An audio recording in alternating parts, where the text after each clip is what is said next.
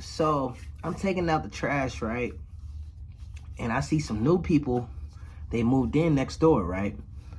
And I see that it's a single black lady, and I think some of her brothers were helping her move in. So I go over and introduce myself, and she tell me her name, and I basically say, I get around to the point, so you don't have any kids, like, any family.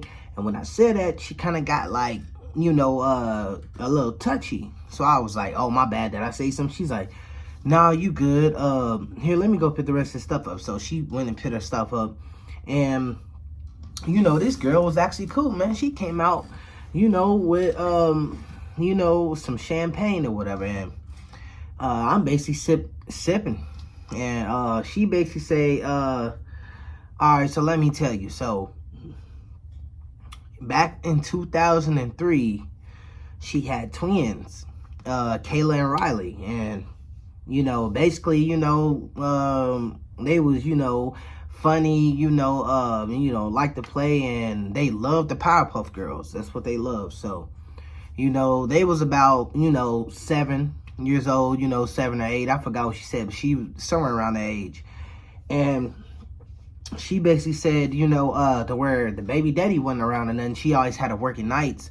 And, sometimes during the day, and, some neighbors or family would help, but for the most part, she was by herself. So what she started doing is, she started having, her sister come over and pay her, to, on the days that she had if she was doing something busy, she'll pay her sister some or a friend to watch the kid, not pay the sister, but pay friends and all that stuff. And sometimes the sister would come over, look out. But one day she said she was at work, and, the twins' birthdays was coming up in like 2 weeks or whatever. So, she was about to get off work that day, then go and, get they stuff so she can, in case the money ran out, she can say she already got the stuff. So,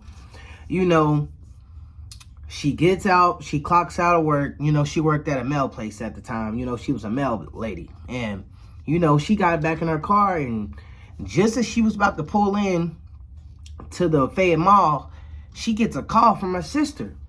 And her sister's frantic, like, oh, screaming, I don't know what happened. They was in the front yard, then I went in and got them some popsicles and came back out, and someone was putting them in the car, and they're gone. And she just dropped the phone. Noticing the severity of the situation, she picked the phone up. She gets in the car, speed over there. When she gets on her street, police are already there. They like, hey, are you the mother? She's like, yeah, she's frantic. And he's like, all right, slow down. So far we got the description of the car or whatever. And, it's been a few children missing in the area, and we pretty much got an idea who the guy is. Just sit back, let us do our job. So she sits back. Her and her sister, her sister ends up staying. See, she stays an hour away, but she ended up staying that night. And, just family gathering over. And as the days go on, they don't come up. And basically, there been a guy in the area,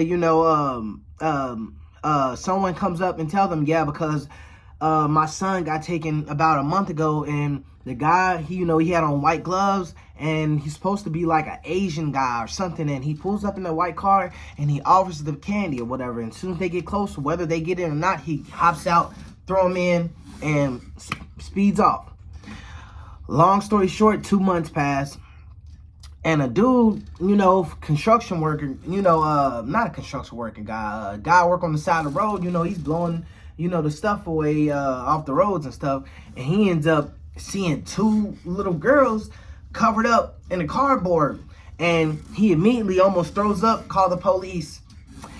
Come to find out, it was the 2 little girls, man. Kayla and Riley, man. This guy, all they got is one footage of him, an Asian-looking guy with a cap on, glasses, and that's it, man.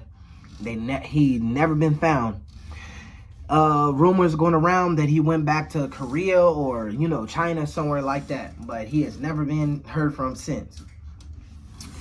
Yeah, and I said, dang, man, that's messed up. And she said, well, I done I start drinking and get to talking. Well, hey, it was nice talking to you. I'm like, yeah, sorry to hear that. And yeah, you mind if I tell your story on my channel? She's like, yeah, just keep it confidential, but yeah. I'm like, all right, hey, you have a nice day. And she's like, all right, you too. If you like that story, like, comment, subscribe. Peace.